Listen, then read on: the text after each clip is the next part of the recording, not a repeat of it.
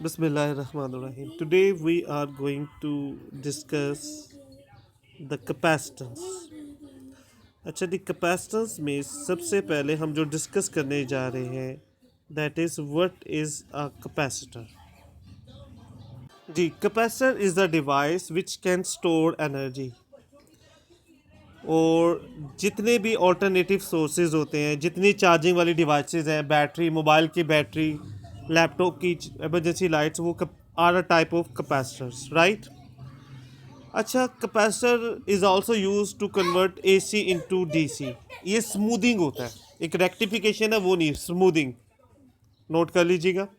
It is use to change frequency mobiles में, radio में, television में, स्पेशली नेटवर्क और चैनल चेंज करने. तो हर चैनल नेटवर्क की अपनी फ्रीक्वेंसी होती है. It is use. Capacitor can only conduct alternating current. ये डीसी को कंडक्ट नहीं करता. तो डीसी पर ये सिर्फ चार्ज या डिस्चार्ज हो सकता है डायरेक्ट करंट पर. अब कैपेसिटर होता क्या है, let us discuss. Before we start capacitor discuss करते हैं. कंसीडर करें कि हमारे पास एक रूलर है विच इज़ पॉजिटिवली चार्ज्ड. किसी चीज़ से रब कर लिया, फर से, बालों से, उससे हम एक पेपर पीस के पास लेकर आते हैं. ऑब्वियसली पेपर पीस को हमने कुछ भी नहीं किया, कोई रबिंग नहीं, उस पर कोई चार्ज नहीं. लेकिन जब ये पॉजिटिव चार्ज पेपर पीस के पास आता है तो पेपर पीस की टॉप पे नेगेटिव चार्ज और बॉटम पे पॉजिटिव चार्ज इंड्यूस हो जाता है. ये हमने पढ़ा हुआ है जूनियर क्लासेस में कि एक चार्ज ऑब्जेक्ट न्यूक्लियर चार्जेस के पास जाता है तो पॉजिटिव चार्ज के करीब नेगेटिव, और अगर ये नेगेटिव होता पॉजिटिव की जगह तो यहाँ पॉजिटिव आ जाना था. ठीक है, ऑपोजिट चार्जेस इंड्यूस हो जाते हैं. तो पॉजिटिव के करीब नेगेटिव और दूसरे एंड पर दूसरा चार्ज यानी positive charge induce, opposite charges induce हो जाते हैं. तो ये नेगेटिव चार्ज इससे अट्रैक्ट हो जाता है और पेपर पीस अट्रैक्ट हो जाता है. यानी ये उसे लिफ्ट कर लेता है चार्ज, और किसी को लिफ्ट करने के लिए एनर्जी चाहिए.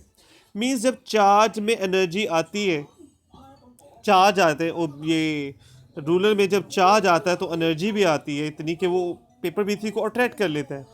लेकिन अगर रियल में आप करें तो थोड़ी देर में वो पेपर पीस पे नीचे गिर जाता है. इसका मतलब, इसकी रीज़न कि जो चार्ज आया था उस पर वो स्टोर नहीं रहता, वो चार्ज चला जाता है. तो जब चार्ज रहता नहीं है, चार्ज नहीं रहता तो एनर्जी भी नहीं रहती. अगर हम किसी तरीके से चार्ज को स्टोर कर लें तो इसका मतलब एनर्जी भी स्टोर रहेगी. जैसे मोबाइल में कहते हैं ना, चार्जिंग नहीं है, एनर्जी नहीं है, सेम. तो चार्ज को स्टोर करने के लिए जो डिवाइस है दैट इज़ कॉल्ड कैपेसिटर. तो कैपेसिटर कैसे बनाते हैं, कंसीडर करें हमारे पास दो मेटल प्लेट्स हैं. हम उन दोनों प्लेट्स को एक बैटरी के पॉजिटिव और नेगेटिव टर्मिनल से जोड़ दें. तो जिस पर पॉजिटिव से जोड़ेंगे वो टर्मिनल से उस पर पॉजिटिव चार्ज आएगा, जिसको नेगेटिव से जोड़ेंगे उस पर नेगेटिव चार्ज आएगा. तो ये जो दो प्लेट पर पॉजिटिव और नेगेटिव चार्ज है, तो एक प्लेट के पॉजिटिव की अट्रैक्शन से जो दूसरी प्लेट का नेगेटिव है वो कहीं नहीं जाएगा, वो उधर ही रहेगा. अट्रैक्शन की वजह से कोई चीज़ एयर, इवन एयर भी टच करेगी तो उस पॉजिटिव के अट्रैक्शन से वो कहीं नहीं जाएगा. सिमिलरली इस नेगेटिव के अट्रैक्शन की वजह से पॉजिटिव नहीं जाएगा. तो इस तरह ये पॉजिटिव और नेगेटिव चार्ज प्लेट्स में रहेंगे. बस हमने इन दोनों को आपस में कांटेक्ट में नहीं आने देना. यानी ये जो बीच वाली जो स्पेस है, ये यहाँ कुछ ना हो, या अगर हो तो कोई इंसुलेटर हो. इंसुलेटर जो कि चार्ज को फ्लो करने नहीं देते, यानी इनका आपस में कोई कांटेक्ट नहीं होने देना हमने इलेक्ट्रिकली. तो प्लेट्स पे जिस पे पॉजिटिव है पॉजिटिव रहेगा, जिस पे नेगेटिव है नेगेटिव रहेगा, और जब तक चार्ज रहेगा इसमें एनर्जी भी रहेगी, राइट? ये जो दोनों प्लेट्स पे पॉजिटिव और नेगेटिव चार्ज आया है, पॉजिटिव प्लेट पर लेट से प्लस क्यू चार्ज आया है, उतना ही चार्ज नेगेटिव प्लेट पर आएगा. और ये हर प्लेट पे आने वाला जो चार्ज है वो डिपेंड करता है बैटरी कितनी पावरफुल बैटरी से लगा है. बैटरी की पावर मतलब उसके वोल्टेज, तो वो उसके वोल्टेज पे डिपेंड करता है. तो किसी भी एक प्लेट पे जो भी चार्ज आता है, Q is the charge on one plate, ये नोट करके रखें, वो डायरेक्टली प्रोपोर्शनल होता है बैटरी के वोल्टेज की. तो प्रोपोर्शनैलिटी को अगर हमने इक्वालिटी में बदलना है, तो हमें यहाँ कांस्टेंट चाहिए, तो यहाँ जो कांस्टेंट है ना ये C, दिस इज कैपेसिटेंस, ये है चैप्टर का नाम। This is the most important formula of this chapter, Q is equal to CV। अच्छा, ये जो कैपेसिटर है, ये इसके जो सिंबल होती है वो बिल्कुल दो प्लेट्स जैसे टर्मिनल, ये इसकी सिंबल होती है जैसे सेल की होती है, बस सेल में एक लाइन बड़ी होती है, एक लाइन छोटी, इसमें दोनों इक्वल, लेकिन बिहेव्स लाइक अ सेल, कैसे अभी डिस्कस करेंगे। तो ये कैपेसिटर की सिंबल होती है और ये कैपेसिटेंस का फार्मूला होता है, राइट, इसे नोट कीजिएगा। जी बेटा, Q is equal to CV formula है, इससे अगर हम C को सब्जेक्ट बनाएं तो C होता है capacitance. How do you define capacitance, V divide हो जाएगा। तो बेटा Q होता है charge stored on a plate, this is the charge stored on a plate on a terminal. और ये जो ओवर होता है इसे हम क्या पढ़ते हैं, ये जो ओवर होता है, ओवर को पढ़ते हैं per unit, charge stored on a plate per unit. और V क्या है, potential difference applied across the capacitor, right. तो ये सिंपलेस्ट वर्ड में ये भी है, नहीं तो पूरा वर्ड्स ऐड करें, applied across the capacitor, this is called capacitance. अच्छा बेटा जी, कैपेसिटेंस की जो यूनिट होती है वो होती है फैरेड।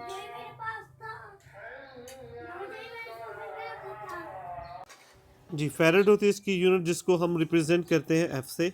और अगर हमें 1 फैरेड की डेफिनेशन करनी तो कैपेसिटेंस की यूनिट 1 फैरेड, और फॉर्मूले में बाकी चीज़ों की जगह उनकी यूनिट रखें तो चार्ज की यूनिट होती है कूलम, और पोटेंशियल डिफरेंस की वोल्ट। तो how do we define 1 farad, कि if we apply 1 volt potential difference across a capacitor and it stores 1 coulomb charge on each plate. ये चार्ज एक प्लेट का होता है, याद रखिए, क्यों, charge is charge on 1 plate. Then we say its capacitance is 1 farad if we apply 1 volt potential difference across a capacitor and 1 coulomb charge is stored on each plate, then its capacitance is said to be 1 farad, right। एक capacitor पे जितना positive charge एक plate पर होता है उतना ही negative charge दूसरी plate. तो अगर देखा जाए तो नेट चार्ज क्या होगा जब दोनों को पॉजिटिव और नेगेटिव इक्वल नंबर्स को ऐड करें तो 0। तो जूनियर क्लासेस में ये कह दिया जाता था कि capacitor is a device to store charge, जैसे हम भी कहते हैं ना मोबाइल में चार्जिंग नहीं है, लेकिन टेक्निकली दिस इज़ रोंग, क्योंकि चार्ज तो ओवरऑल 0 रहता है। फिर स्टोर क्या होता है, एनर्जी। कैसे एनर्जी स्टोर होती है, वो इस तरह से कि पॉजिटिव और नेगेटिव प्लेट्स जब भी कहीं पर एक साइड पे पॉजिटिव और नेगेटिव है तो इनके दरमियान पोटेंशियल डिफरेंस क्रिएट हो जाता है। तो a potential difference is created between negative and positive terminal और प्लेट्स, और पोटेंशियल डिफरेंस का फार्मूला है V is equal to W/Q। तो इसमें ये जो W है ना, ये जो वर्क है इसी को एनर्जी भी कहते हैं। तो जो energy is stored according to formula V into Q, तो इस पोटेंशियल डिफरेंस क्रिएट होने की वजह से उसमें इलेक्ट्रिक पोटेंशियल एनर्जी स्टोर हो जाती है, राइट। मैं रिपीट कर रहा हूँ कि एक चार्ज में, एक कैपेसिटर में जो ओवरऑल नेट चार्ज है वो 0 रहता है, लेकिन पॉजिटिव और नेगेटिव टर्मिनल में पोटेंशियल डिफरेंस क्रिएट हो जाता है जिसके अंदर इलेक्ट्रिक पोटेंशियल एनर्जी स्टोर हो जाती है, राइट। अब वो इलेक्ट्रिक पोटेंशियल एनर्जी कितनी होती है, तो चार्ज V के डायरेक्ट प्रोपोर्शन है। तो डायरेक्ट प्रोपोर्शन मींस कि अगर हम चार्ज का V के साथ ग्राफ ड्रॉ करें तो वो ग्राफ इस तरह होगा। इस ग्राफ के जो नीचे एरिया होगा that will tell us the energy stored, या in other words कि अगर अभी हमने फॉर्मूला लिखा कि energy stored work is energy, तो V इंटू क्यू के इक्वल होता है, तो हम यही फॉर्मूला लगाते हैं कि जो एनर्जी स्टोर होती है कैपेसिटर में, मैं खाली एनर्जी लिख रहा हूँ, दिस इज़ एनर्जी स्टोर्ड, वो V इंटू क्यू है। लेकिन एक्चुअली अगर आप ग्राफ को देखें तो ये वोल्टेज तो ग्राफ इंक्रीज़ कर रहा है, वोल्टेज इंक्रीज़ हो रहा है, क्यू भी इंक्रीज़ हो रहा है।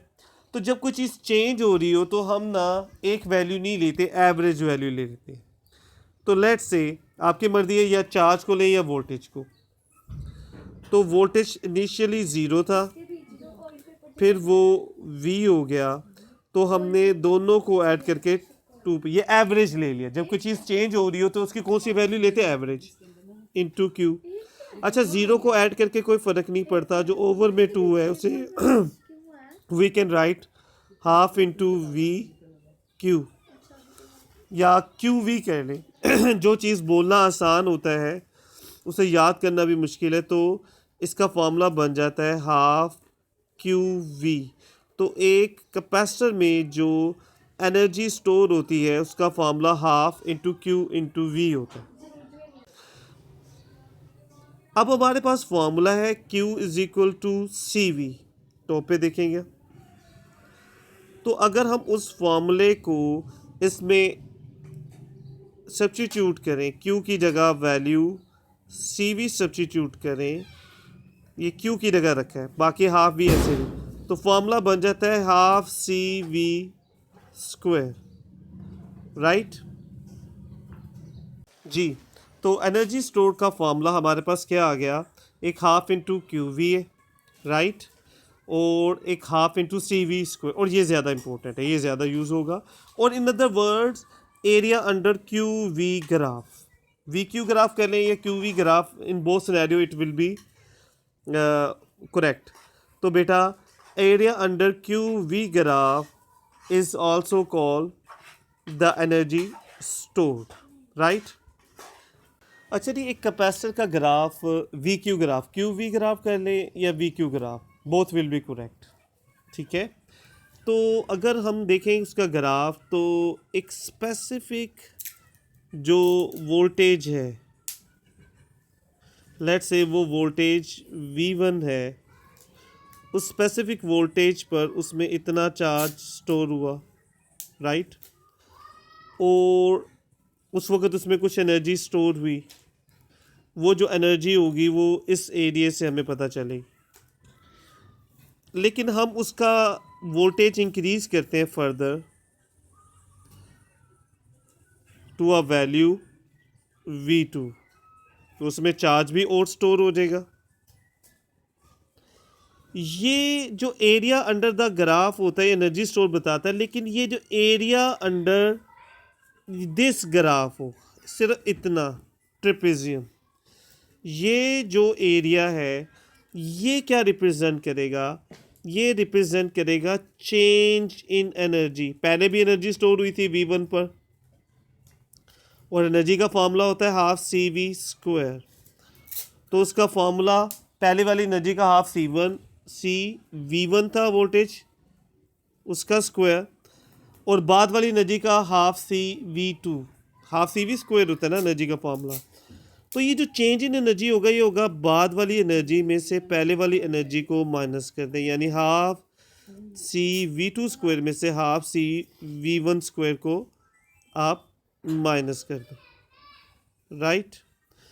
तो इन दोनों में से हाफ सी कॉमन आ रहा है, तो half C into V two square final voltage minus initial voltage minus कर देंगे, this will tell you energy stored. अच्छा, अब ना कभी कभी वोल्टेज इंक्रीज भी हो सकते हैं, कम भी हो सकते हैं, तो आपने मैथमेटिकली याद रखना है कि पहले से ज़्यादा हो गया तो V2 बड़ा होगा, तो तब तो ऐसे ही है।